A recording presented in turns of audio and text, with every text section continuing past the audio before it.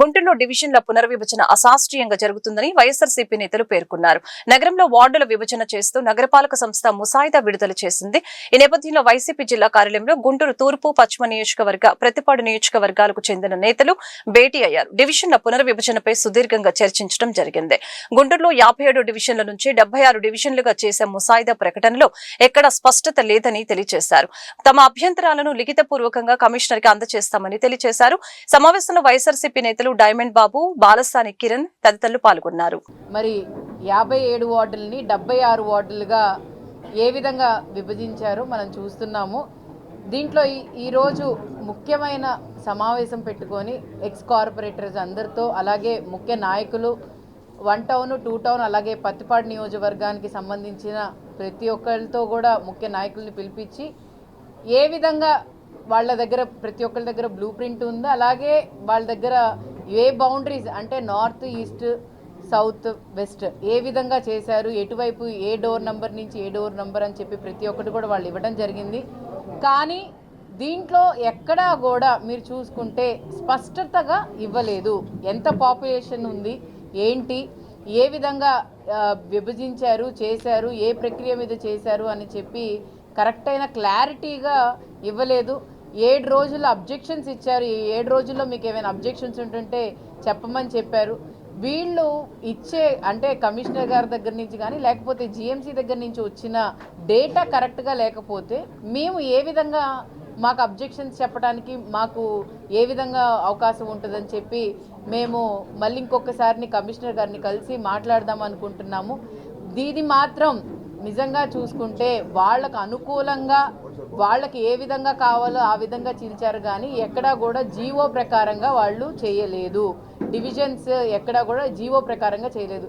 కాబట్టి మేము దీని గురించి అబ్జెక్షన్స్ అన్ని 23న అంబటి రాంబాబు గారు, అలాగే డైమండ్ గారు, అలాగే పత్తిపాడు ఇన్ఛార్జ్ కిరణ్ గారు మేమందరం కలిసి వెళ్ళి మళ్ళీ ఒక రిప్రజెంటేషన్ ఇచ్చి, అలాగే ప్రతి ఒక్క ఎక్స్ కార్పొరేటర్స్ కానీ లేకపోతే ముఖ్య నాయకుల దగ్గర వాళ్ళ దగ్గర ఉన్న అబ్జెక్షన్స్ అవన్నీ తీసుకొని ఖచ్చితంగా కమిషనర్ గారిని కలిసి దీని మీద సమాధానం చెప్పమని చెప్పి కోరుతాము. అలాగే దీని గురించి మరి ప్రజల దగ్గర నుంచి కూడా వాళ్ళ దగ్గర నుంచి కూడా అభిప్రాయాలు సేకరించి పట్టణంలో కార్పొరేషన్లో గుంటూరు కార్పొరేషన్కు సంబంధించి వైఎస్ఆర్ కాంగ్రెస్ పార్టీ డివిజన్ అధ్యక్షులు, ముఖ్య నాయకులు, దానితో పాటు 3 నియోజకవర్గాలకు సంబంధించినటువంటి కార్పొరేషన్ ఇది. 3 నియోజకవర్గాల ఇన్ఛార్జీలు, అదేవిధంగా మాజీ డిప్యూటీ మేయర్, ఇంకా తదితర ముఖ్య నాయకులు ప్రత్యేకంగా సమావేశం కావడం జరిగింది. ఈ సమావేశం కావడానికి ప్రధానమైన నేపథ్యం, ప్రధానమైన కారణం ఏమిటంటే గుంటూరు కార్పొరేషన్ అంతకుముందు 56 డివిజన్స్గా ఉంది, 57 డివిజన్స్గా ఉంది. అది 76 డివిజన్స్గా పునర్విభజన చేయబోతున్నటువంటి సందర్భం. ఆ సందర్భాన్ని పురస్కరించుకొని ఏ విధంగా ఈ డివిజన్స్ చేస్తున్నారు, శాస్త్రీయంగా చేస్తున్నారా, అశాస్త్రీయంగా చేస్తున్నారా, లేకపోతే అధికారులు ఇష్టం వచ్చినట్టుగా రూల్స్ పాటించుకోకుండా చేస్తున్నారా అనే దాని మీద ఒక ప్రత్యేకమైన దృష్టిని వైఎస్ఆర్ కాంగ్రెస్ పార్టీ పెట్టింది. దానికోసమే ఇవాళ సమావేశం అవడం కూడా జరిగింది. ఇది శాస్త్రీయంగా జరగటం లేదు, అశాస్త్రీయంగా జరుగుతుందనేటువంటి మాట అధికారంలో ఉన్న తెలుగుదేశం పార్టీ వారే చెబుతున్నారు. ఇవాళ ఒక డ్రాఫ్ట్ రిలీజ్ అయింది. ఏ డివిజన్స్ ఏ రూపంలో ఇస్తున్నాము అనే దాని మీద ఒక మ్యాప్ డ్రాఫ్ట్ కూడా రిలీజ్ అయితే, అది చూసిన తర్వాత తెలుగుదేశం వాళ్ళే, బాధ్యత గల నాయకులే ఇది శాస్త్రీయంగా జరగట్లేదు అంటున్నారు. ఇంకేం చెప్పాలి అంటే అశాస్త్రీయంగా చేస్తున్నారనేటువంటి డౌట్ అందరిలో కలుగుతుంది.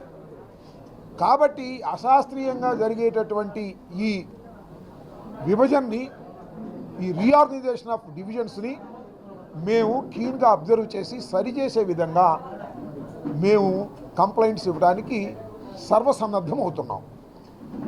దీని మీద ఏమైనా అబ్జెక్షన్స్ ఉంటే 24వ తారీఖు లోపల ఇవ్వవలసిందిగా చెప్పారు. కాబట్టి 23వ తారీఖు సాయంత్రం 4 గంటలకే మాకున్నటువంటి పార్టీ క్యాడర్ నుంచి అబ్జెక్షన్స్ తీసుకొని వ్రాతపూర్వకంగా వాటిని కమిషనర్ గారికి, కలెక్టర్ గారికి ఇవ్వబోతున్నాం. కాబట్టి